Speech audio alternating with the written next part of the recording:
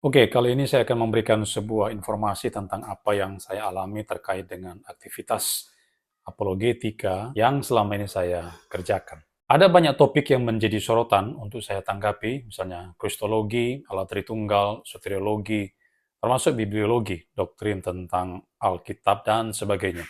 Dan dalam beberapa bulan terakhir ini kita disuguhkan dengan kemunculan seseorang yang bernama Yonatan Purnomo yang sama sekali tidak dikenal terutama dalam dunia akademik. Siapa dia? Nggak ada orang yang kenal dia. Mendadak muncul tiba-tiba begitu ya, mengklaim diri paling hebat di dunia.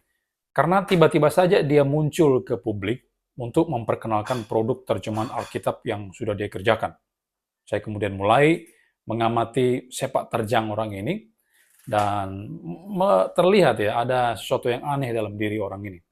Dia begitu sangat pede ya, percaya diri, dan mempersalahkan orang-orang atau lembaga yang berbeda dengan pemahamannya dia. Awalnya dia main sembunyi-sembunyi ini orang ini ya, dia sembunyi-sembunyi adakan webinar ya via Zoom dengan beberapa orang, dan ketika semakin banyak orang terpengaruh pada apa yang dia sampaikan, dan puncaknya itu pada saat ketua BMPT KKI mempersilahkan menerimanya dan mempersilahkan dia bicara dalam sebuah seminar nasional. Nah, pada saat itu dia mulai naik bahunya ya, besar kepalanya, lalu mulai terang-terangan berani menyampaikan ajarannya karena dia disupport oleh BMPT KKI. Dia kemudian mulai menyerang Alkitab terjemahan versi lain yang tidak sama dengan dia sebagai penuh kesalahan, ribuan kesalahan, tidak kanon, dan sebagainya. Nah, saya kemudian mengkritisi pengajaran Yohanan Purnomo itu, terutama karena dia menolak doktrin Allah Tritunggal yang diajarkan Alkitab dan mempersalahkan semua terjemahan Alkitab selain teks Bizantin, termasuk tentu saja terjemahan baru daripada Lembaga Alkitab Indonesia.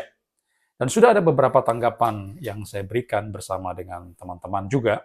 Tapi pada tanggal 19 Oktober 2024, hari Sabtu yang lalu, sekitar 2 hari yang lalu, saya memposting sebuah video yang mengkritisi Yonatan Purnomo terkait klaim kosong yang terus-menerus dia produksi selama ini, dan kali itu saya berfokus pada poin pernyataannya terkait penerjemahan Alkitab oleh para tokoh gereja di masa lampau yang menurut dia dikerjakan seorang diri.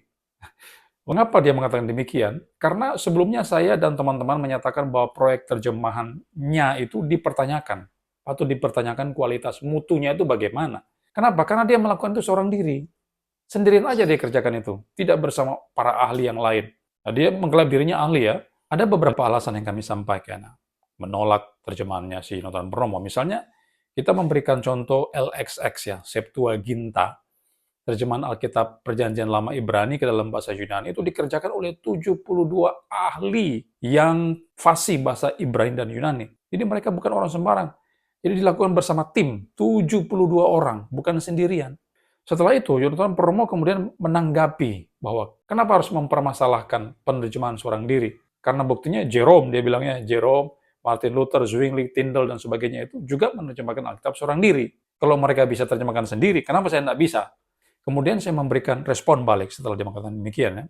Nah, disitulah persoalannya. Kalau saya hanya sekedar mengatakan, Yonatan Purnomo bilang, Martin Luther terjemahkan Alkitab seorang diri, dan karena itu dia juga bisa demikian, saya berpikir nanti bisa jadi orang-orang akan mempersoalkannya. Karena saya tidak menampilkan buktinya. Buktinya apa? Yonatan Purnomo ngomong seperti itu. Kan ada buktinya.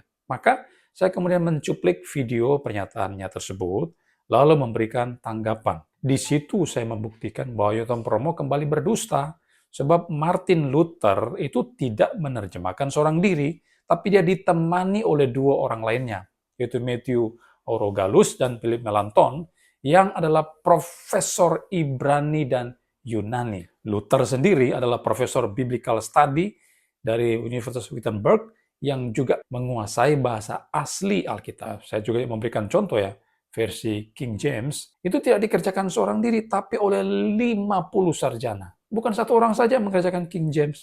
Nah, saya kemudian membandingkan antara Luther dan kawan-kawan itu dengan Yonatan Purnomo, yang ternyata Purnomo tidak paham Yunani tingkat dasar. Ya kan, itu sudah dibuktikan oleh Dr. Anwar Chen.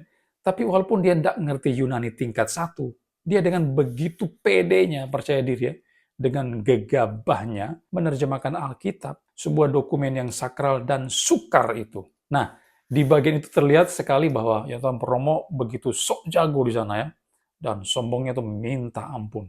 Karena dia telah mensejajarkan dirinya dengan Jerome dan Luther yang begitu hebat itu ya. Nah, ini adalah sebuah upaya yang tidak tahu diri dari seorang Yonatan Purnomo. Dia mau meninggikan dirinya di atas gunung, padahal kemampuan atau kualitasnya sangat-sangat jauh mendasar di bawah gunung. Nah, kalau kita melihat dari literatur, Luther itu punya latar belakang pendidikan yang jelas dan terukur. Sementara Yonatan Purnomo bagaimana? Dia tidak melewati S1 teologi, langsung lompat S2, dan S3 itu pun saya dengar, diduga ini ya, bahwa Yonatan Purnomo itu diduga S3-nya itu tidak sampai 2 tahun. Hanya 1,5 tahun. Kalau benar demikian, diduga bahwa Yonatan Purnomo selesai S3 hanya dalam kurun waktu 1,5 tahun, maka itu sebuah kecelakaan akademik. STT yang meloloskan Yonatan Purnomo sebagai doktor itu patut dipertanyakan, patut dimintai keterangan. Mengapa mereka melakukan hal itu? Ya, kenapa kok diloloskan Yonatan Purnomo hanya 1,5 tahun? Nah, Yonatan Purnomo kan begitu bangga ya dengan gelar doktor yang dimiliki, bahkan dia terus-menerus mempromosikan dirinya sebagai lulusan terbaik dari 2 STT. Sehingga tidak mengherankan waktu saya live bersama 2 rekan saya, Pak Jimmy Jeffrey dan Bonar Lumpan Raja, dan keduanya ini bergelar MTH, Magister Teologi. Belum doktor memang, sementara Yonatan Purnomo kan sudah doktor. Nah, terlihat sekali bahwa Yonatan Purnomo itu merendahkan kedua rekan saya ini yang baru, yang masih MTH itu. Karena tidak sebanding dengan dia yang seorang doktor. Tapi sekali lagi, justru studi doktoral Yonatan Purnomo itu perlu dipertanyakan. Betul tidak dia menyelesaikan dengan benar sesuai dengan aturan yang berlaku? Atau dia ini hanya doktor karbitan saja? Dan ini memang terbukti ya dari materi-materi seminar yang dia sampaikan, mayoritas itu hanya klaim semata, tanpa data, nihil data, atau bahkan cenderung menipu para awam yang tidak mengerti Alkitab dan sejarah gereja. Nah, rupanya ini yang menyebabkan Yonatan Purnomo menjadi panas dan marah besar kepada saya, kemudian meminta YouTube untuk menghapus video saya itu. Nah, jadi orang ini sudah tidak punya argumen lagi, dia tidak bisa berbuat apa-apa lagi, dia mengangkat tangannya, minta ampun, tidak bisa jawab saya lagi, lalu yang dia lakukan adalah menggunakan satu cara yang dia kira sangat ampuh, yaitu membunuh lawannya, membunuh si Albert Rumampuk, dengan cara menghapus video Albert Rumampuk. Dia pikirin cara yang paling ampuh untuk menghentikan saya. Ini tentu saja tindakan yang tidak akademik, tetapi brutal.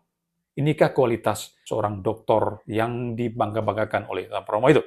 Ternyata yang dikedepankan itu bukan argumentasi, tetapi lebih memilih jalan dan cara-cara yang primitif dan barbar semacam itu. Inikah dokter yang benar? Nah, saudara sekalian, pertanyaannya seperti ini ya. Mengapa saya memberikan respon untuk pengajaran atau klaim-klaim Yonatan Purnomo selama ini? Kenapa? Ada beberapa hal. Pertama, itu adalah hak jawab saya. Si Purnomo ini kan sudah menolak doktrin Allah Tritunggal, mempersalahkan doktrin Trinitas yang kita percaya, yang dipercaya oleh seluruh gereja baik Protestan, Katolik, Ortodoks, dan sebagainya. Dia persalahkan konsep 3 pribadi 1 hakikat, dan juga dia sudah menista Alkitab saya, katanya sudah mengandung kesalahan 6.577 kesalahan, yang sudah tidak asli lagi, tidak kanon lagi, tidak sesuai lagi dengan autograf. Ya. Jadi, itu sebab saya memprotes dia, mengkritisi dia, memberikan jawaban. Ini adalah hak jawab saya. Jadi, kalau Yonatan Purnomo berani mengeluarkan pendapatnya di medsos, maka dia harus siap untuk dikritisi. Dia harus siap dikritisi karena dia sudah melemparkannya di ranah publik. Maka publik berhak memberikan tanggapan dan respons. Kalau dia tidak mau ditanggapi, ya jangan lemparkan pernyataan hoax dan dusta di medsos. Jangan bicara di medsos, jangan bicara di YouTube. Diam saja, atau buat seminar khusus yang tertutup bersama para pengikutmu, dan silakan Anda keluar-keluar di sana, sampai berbusa-busa, sampai puas, sampai jungkir balik di sana, tidak masalah, silakan aja. Tidak ada yang akan ganggu Anda di sana. Karena itu dilakukan secara internal kalian saja. Silakan, tidak ada masalah. Tapi kalau itu sudah dilempar ke publik, sekali lagi, kalau sudah dilempar ke publik, maka publik itu punya hak jawab untuk merespon semua ocehanmu itu. Dan kalau ditanggapi, tidak usah baper dan kejang-kejang, karena sudah bingung dan malu, nggak bisa jawab Albert Rumampuk, lalu melakukan tindakan malu-maluin dengan meminta YouTube hapus videonya Albert Rumampuk. Itu adalah tindakan dari dokter abal-abal namanya. Kedua, kenapa saya merespon Yonatan Purnomo? Karena saya dan teman-teman itu bertujuan untuk melindungi jemaat awam yang belum mengerti Alkitab, belum paham Alkitab dengan benar. Dan terbukti ya, sudah cukup banyak orang yang terpengaruh dengan ajaran ngawur daripada Newton Purnomo. Kan kasihan mereka, orang yang nggak ngerti apa-apa, tetapi disesatkan oleh seorang penyesat yang bernama Newton Purnomo. Nah, saya memang mendengarkan ya, ada orang yang mengatakan bahwa Yonatan Purnomo ini tidak layak untuk ditanggapi. Ya. Memang bagi para scholar, S2, S3, dan sebagainya, memang tidak masalah dengan kehadiran Yonatan Purnomo. Karena kita semua tahu, kita semua paham kok bahwa Yonatan Purnomo itu tidak ada isinya sama sekali. Dia tidak ada apa-apanya. Hanya modal klaim, itu pun klaimnya kosong melompong. Dan dia memang tidak layak ditanggapi. Tidak punya data sama sekali ucapannya itu. Tapi saudara mesti pertimbangkan satu hal. Dunia ini bukan hanya ditinggali oleh para sarjana teologi, para sarjana biblika, para dogmatikus yang handal, tapi juga ditempati oleh orang-orang Kristen awam. Kalau saudara adalah hamba Tuhan, pendeta, dosen, gembala sidang, atau pengajar di gereja, saudara punya tanggung jawab untuk menjaga orang-orang awam ini daripada kesesatan. Jika saudara hanya diam 1000 bahasa, tidak melakukan apapun untuk membentengi jemaat ini, saya kira saudara akan dituntut oleh Tuhan. Untuk dimintai pertanggungjawaban oleh Tuhan. Saya pikir ya. Sebab itu saya agak kecewa dengan sebuah grup yang awalnya begitu tegas melawan Newton Purnomo, tapi kemudian saya melihat itu hanya di bagian awalnya saja. Lalu kemudian mereka menjadi melempem ya. Tidak ada follow up-nya sama sekali. Dibiarin gitu saja. Nggak jelas endingnya itu seperti apa. Nah, saudara mesti hati-hati ya. Makanya saya bilang pada seorang teman, kalau para teolog sudah tidak mau lagi merespons, ya sudah kita saja yang maju melawan Newton Purnomo.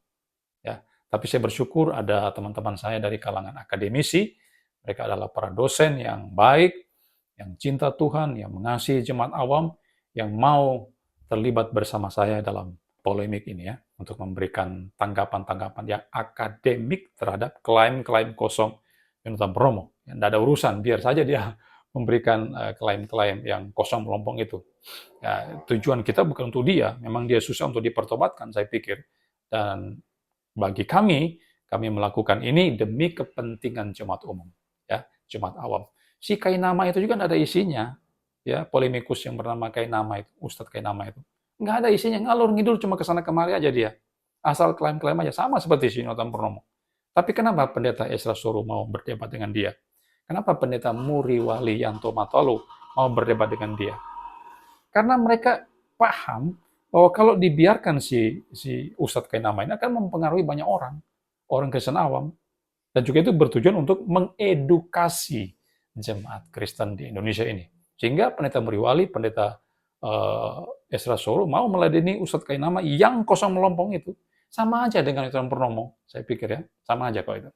Jadi, saudara jangan mempersalahkan atau ya setidaknya menganggap sinis atau bagaimana orang-orang yang terlibat dalam polemik bersama Newton Purnomo ini ya. Jadi ini yang menjadi latar belakang saya, mengapa saya terlibat dalam dunia apologetika. Bukan hanya untuk Newton Purnomo sendiri saja, tidak. Saya tidak hanya fokus pada satu orang Newton Purnomo, enggak, siapa sih dia itu.